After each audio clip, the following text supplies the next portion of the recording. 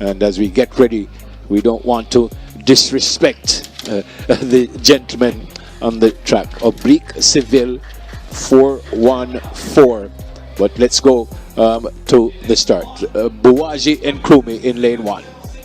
9.99 seconds for Buwaji and Krumi. His personal best comes in with a time of 10:06, on the verge of another sub 10 seconds in the 100 meters. 2, Akeem Blake.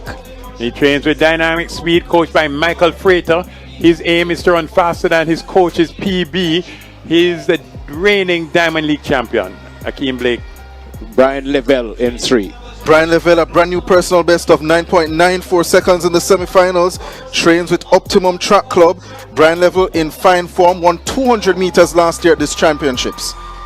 Kedron Golson in 4. The big man at Sprint Tech was running some 10.2s and 10.3s early this season, has stepped right up to the 10 flat level. He is ready to deliver a big run here. He's in the middle of the track in lane 4.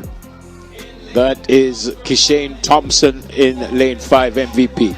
Bruce and I agree that he's in personal best territory. 9.80, his new season's best. 9.77 at his utmost best. The Olympic silver medalist at 100 meters.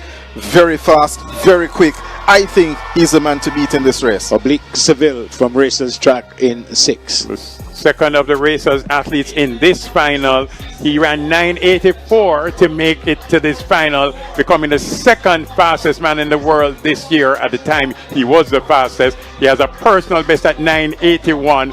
He knows what to do to make that team. Rowan Watson, MVP, lane 7. Well, Rowan Watson, back in 2023, was a national champion over 100 meters. That very year in Budapest, he would have been a part of Jamaica's 4x1 bronze medal winning team in Budapest. Raheem Ford in lane 8, Empire Athletic. At 10.06, he's all the way out in lane 8, but he says, hey, I've been on a world championship team before. I have also run sub 10. We did it with the ladies in Kruma Kingston College. Blake. Oh, Blake was Merlin Otti. Lavelle. Edwin Allen. Golson. Don't remember. Margate High. Thompson. Margate High. David Maceo. Maceo. Oblique Calabar. Homewood and Calabar. Watson. York Castle. Ford. Jamaica College. We did it with the ladies. Here they are. Here we go. Kishane Thompson won his first national title last year. Personal best, 9.77 to win then. Oblique Seville was Oblique second. Seville. Mind games? Add to the tension, Mind Jermaine. Final race of the evening, folks. In lane 1, Buwaji and Krumi. 2, Akeem Well, Blake. he has 3, his hands over his face. We hope he's okay.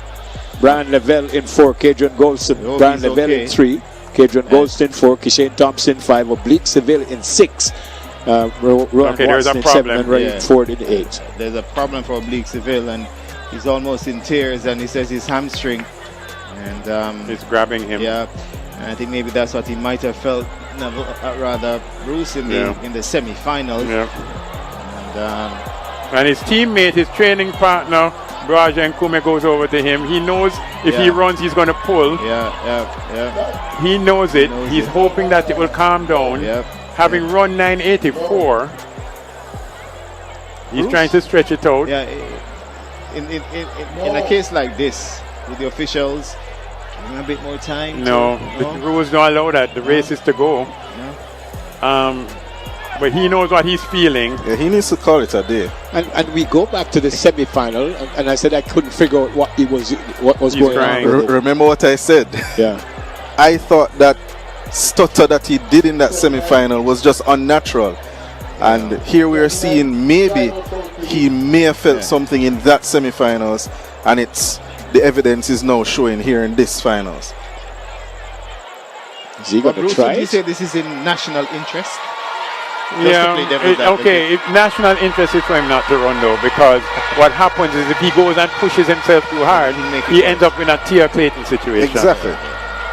He knows what he's feeling. I know his coach isn't there, but he knows what he's feeling. I think he should stop. Call it a day. Yes, he wants to represent the country. I think he seems to be leaving the track. So a bit anticlimactic. for the men's 100-meter final. Oblique Seville may not go here. Again, very disappointed that he probably will not run. Super disappointed that he's hurt. Kishane Thompson has stepped off the track as well. He might be looking for hydration. Of course, 9.84 from Seville in the semi-finals. Maybe pushed it a bit too much in the semi-finals. Here's what I don't understand as a novice, and I say that straight up front. Would he not have felt that even before he came? It depends on what you're doing around there. Yeah. Everybody does something different, Yeah. and so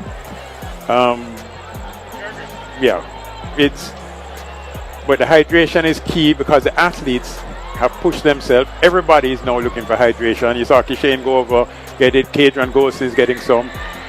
The truth is, it's probably in the best interest not only of Oblique Seville but really Jamaica to protect him by not having him run. Yeah.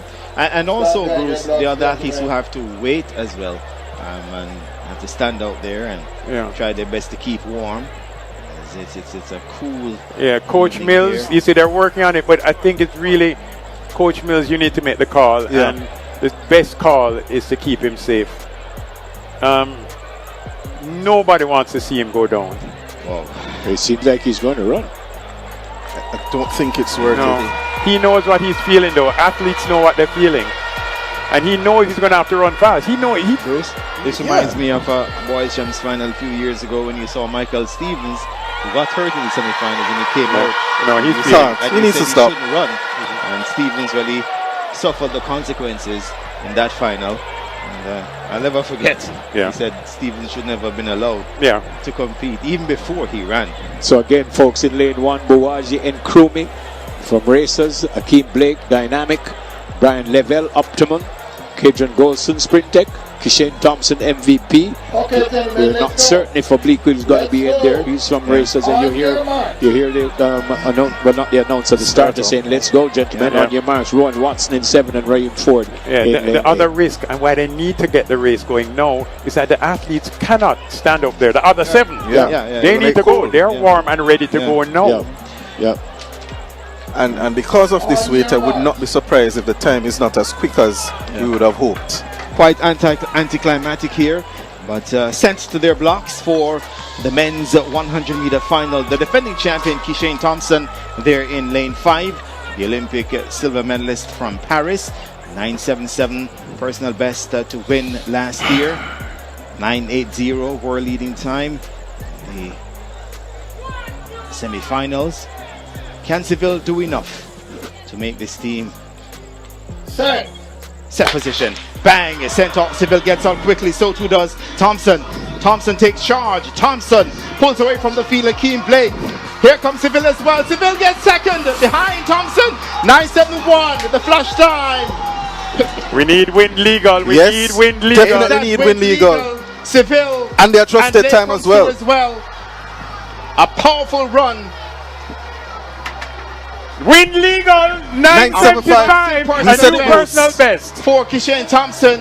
The exact time I said. And gentlemen, Seville came through at 9.83. That is next to a miracle. As well, 9.75 is the official time, but it is still a personal best for Kishane Thompson, a world leading time as well. Kishane Thompson, he did this last year. How did Oblique Seville take nothing from June 27, 2025. Kingston, Jamaica. The men's 100-meter final at the Jamaican National Championships had it all: pressure, pedigree, and pace.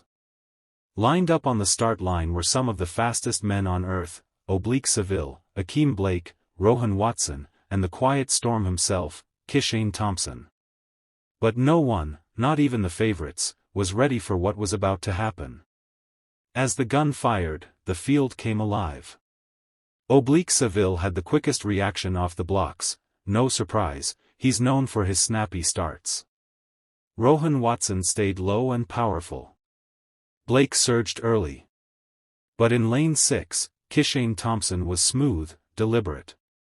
His start wasn't flashy, but it was composed. He didn't panic. He didn't chase. He trusted the plan. By the 20-meter mark, Seville was slightly ahead. Watson and Blake were right there. Thompson?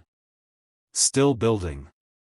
And then it happened, between 30 and 60 meters Thompson flipped the switch. His posture rose into perfect upright sprinting form, his knees driving high, arms swinging in rhythmic control. One by one, the others began to fade from the frame. Thompson surged forward, not violently, but surgically. At 60 meters, he took the lead. By 80, the race was over. Down the stretch, the crowd in Kingston was already on their feet. Thompson didn't tighten up. His shoulders stayed relaxed, his turnover stayed fast, and his form held like steel under pressure. He powered through the line in 9.75 seconds, a massive personal best, a world lead, and the fastest 100 meters seen in a decade. Behind him, Seville took second in a respectable 9.82, his own season's best, and Akeem Blake held strong for third in 9.89. Rohan Watson, last year's national champion, faded slightly to fourth. All excellent times. But none of it could overshadow what Kishane Thompson had just done. This wasn't altitude-assisted. There was no illegal wind, just plus 0.8 meters per second. No false starts, no chaos. Just a clean, legal, world-class sprint from a man who now finds himself in elite territory. Let's put it in perspective, 9.75 seconds makes Kishane Thompson the sixth fastest man in history. He now sits behind only legends, Usain Bolt, Johan Blake, Tyson Gay, Justin Gatlin, and Asafa Powell. And unlike many of them, Thompson's still climbing. Remember, this is the same sprinter who ran 9.79 in the Olympic final last year, losing to Noah Lyles by just 0.05 of a second. The same sprinter who clocked 9.77 in 2024 at the Jamaican trials. But this, this 9.75 is something new. It's not just a fast time. It's a statement. A warning shot to the rest of the world heading into the 2025 World Championships. And the way he did it? That's what sets him apart. Calm in the block and powerful hand swings. He's probably going to be a big challenge to the current sprinters. For more thrilling race commentaries like this, don't forget to hit that subscribe button, comment and share this video. See you in the next one. Adios.